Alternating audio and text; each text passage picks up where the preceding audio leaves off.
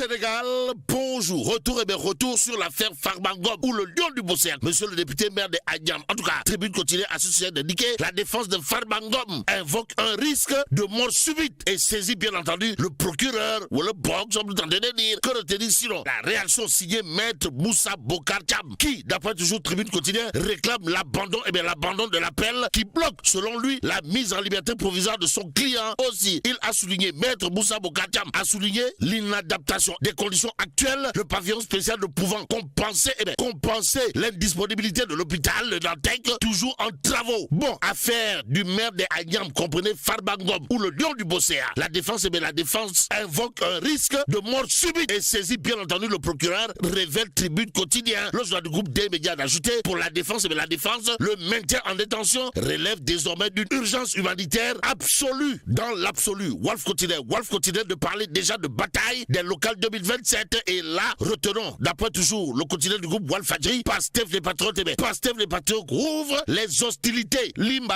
Bon, la parenthèse de l'euphorie de la CAD totalement, pour ne pas dire complètement, voire carrément, d'après bien entendu Wolf quotidien, fermé, ouverte les hostilités vers les locales de 2027, le son du côté de Tivaouane, si on en croit l'évidence quotidienne ce matin. À la une du journal, il est écrit conflit ouvert.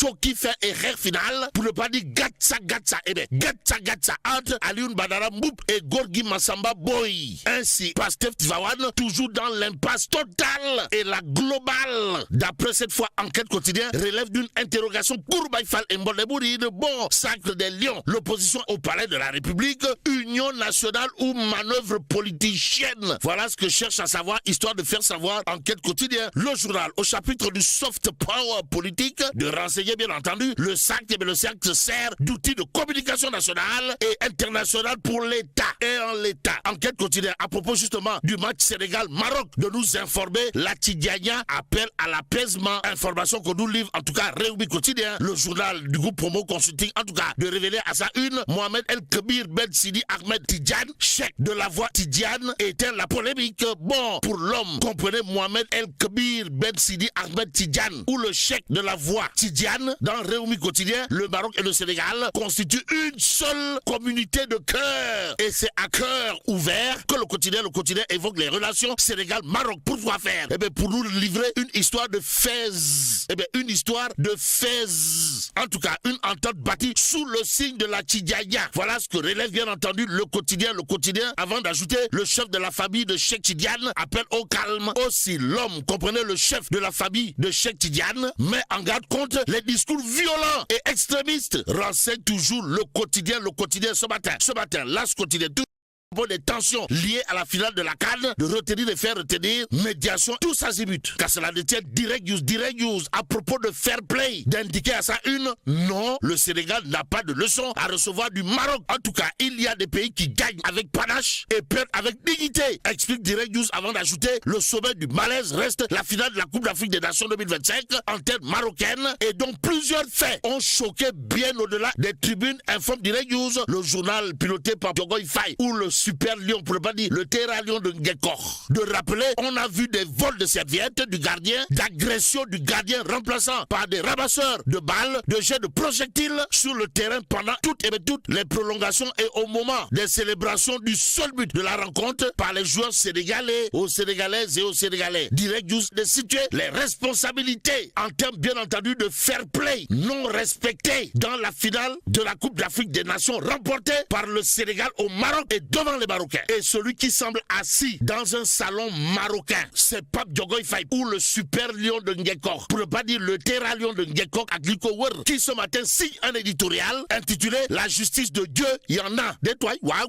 Bon, retenons en tout cas ce qu'entend par là Pape Diogoy Faye. Dans son édito à lire dans Direct News, comprenez, il arrive qu'une phrase dépasse le cadre d'un match et s'installe dans la mémoire collective comme un verdict. La justice de Dieu, il y en a. À lâcher Chancel Bemba à l'issue du Maroc RDC de la CAN 2024. Bon, au-delà de l'émotion, ces mots ont sonné comme un rappel. Dans le football africain, on peut construire des stades à coût de milliards d'euros, soigner son image, déployer des stratégies d'influence et même se donner les moyens d'accueillir une Coupe du Monde, mais on ne peut pas indéfiniment mépriser l'esprit du jeu et prétendre incarner l'exemplarité, dira en tout cas Pape Diogoye Faye. Dans l'édito à lire bien entendu dans Direct News, le journal toujours au chapitre de la réaction au vitriol, signé mon confrère Pape Diogoye Faye de Direct News ce matin, d'indiquer que l'homme, dans son édito, n'a pas manqué de dire à haute et intelligible voix, le Maroc traîne depuis des années une réputation qui ne doit rien au hasard. CAN 2015, boycott et retrait du CHAN, rendez-vous évité, polémique, atmosphère délétère, contestation récurrente, à force de vouloir dominer le récit africain, le Maroc a fini par donner l'impression d'un football à deux vitesses, celui des ambitions et celui des principes. Renseigne toujours mon confrère Pape Diogoye Faye dans son édito à lire dans Direct News avant de relever un football qui veut gagner mais supporte mal, voire très mal la défaite. Voilà ce qu'incarne aujourd'hui le Maroc, si on en croit mon confrère Pape Diogoye Faye dans son édito intitulé La justice, Dieu y en a, à lire bien entendu dans Direct News. Tout semblait écrit, Brahim Diaz a échoué face à Edouard Mendy, rappelle Pape Diogoye Faye dans son édito avant d'ajouter, ce raté n'est pas qu'un fait de jeu, il est devenu tout un symbole, celui d'un football qui croyait pouvoir imposer sa loi jusqu'au bout, mais qui se heurte parfois à une résistance plus forte que les scénarios préparés. Et bien d'où l'intitulé de l'édito de mon confrère Pape Diogoye Faye dans Direct News, à savoir la justice de Dieu. Et voilà, il y en a. Quoi qu'il en soit, en relief quotidien toujours à propos de la CAN 2025, avec à la clé Sénégal contre Maroc, de nous livrer le double ballon d'or africain El Hadj Ousseynou Diouf. Calme le jeu. Bon, restons avec en relief quotidien qui parle de ressources extractives. Débat public édition. Avant de révéler Maké Danyoko, mon confrère Maké Danyoko interroge la cohabitation entre mines et communautés locales. Bon, un livre enquête sur l'exploitation minière et ses impacts à Mako, dans la région de Kédougou, informe en relief avant de relever une dédicace officielle réunissant autorités, acteurs miniers, journalistes et société civile. Ainsi, un plaidoyer pour une exploitation responsable, inclusive et respectueuse des communautés locales. Voilà ce qu'entend faire valoir mon confrère Maké Danyoko dans sa production intellectuelle. Renseigne bien entendu en relief quotidien ce matin. Tribune quotidienne de revenir en long et en large sur l'affaire Softcare. Pourquoi faire? Eh bien pour nous dire que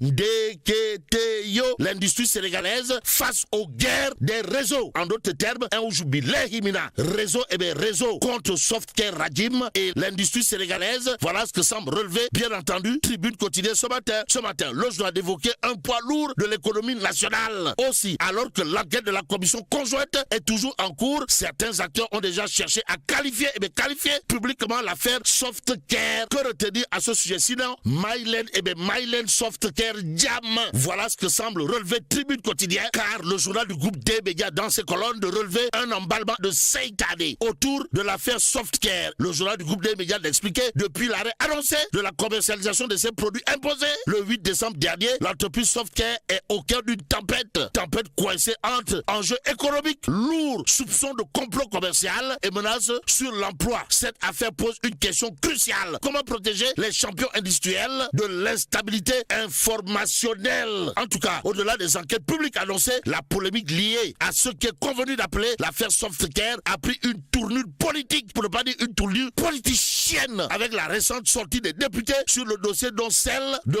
Mouhamani Kaba Diakité. Dans une déclaration publiée le 12 janvier, le parlementaire n'a pas mâché ses mots en évoquant un complot ourdi par certains acteurs du secteur des produits hygiéniques, indique Tribune, alors que renseigne toujours Tribune quotidien. En réalité, ces accusations contredisent les informations rendues publiques par l'entreprise et selon les résultats des tests SGS, les serviettes hygiéniques et couches pour bébés Softcare sont conformes aux exigences en matière d'absorption, de confort et d'hygiène microbiologique. Les résultats de SGS reconnus par de nombreux gouvernements et acheteurs, y compris au Sénégal, ne mettent en évidence aucun problème de qualité. Renseigne bien entendu Tribune quotidien ce matin. Il convenait de terminer avec l'info quotidien, le journal de parler d'ébullition dans la sphère universitaire, histoire de nous renseigner des armes, des armes saisies dans des chambres d'étudiants au coude. Et là, mais là,